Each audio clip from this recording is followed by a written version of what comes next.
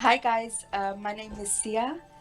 I want to come back with a new video about a story time about myself that happened to me. I wanted to um, put an emphasis on this story because I talk about this situation very quickly in Sidney's live stream. So I want to tell the story again about that incident that really changed my mind about the Dutch society as a whole and how it did change me a little bit, how I viewed them.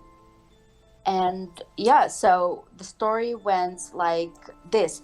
I went to the store one day and I went to the grocery store.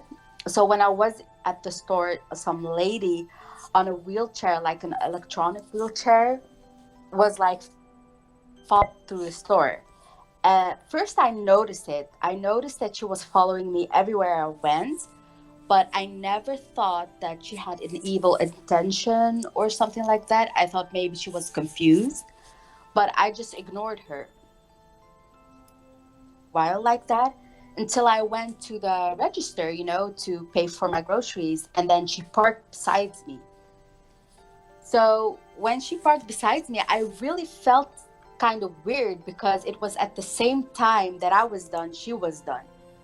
So it wasn't like a coincidence or something like that. So all of a sudden, she pulled off my hijab just like that in front of all those people, and it was a busy supermarket.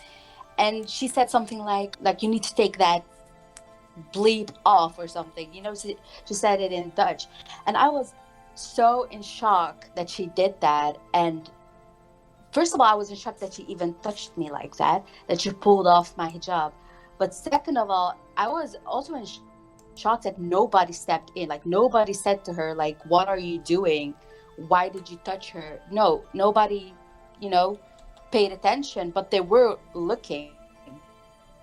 So I felt violated that she did that, and I felt embarrassed at that moment. But when that happened, I just wanted to leave very quickly because she took off. Like she took off like bad. I don't even think that she paid for her things. She just did that to pull that hijab off of my head, and then she went away. But I do find it nice that a man came up to me and said, if everything was okay. But it was, the damage was already been done. I felt embarrassed. I felt ashamed. So I took my groceries and I went home.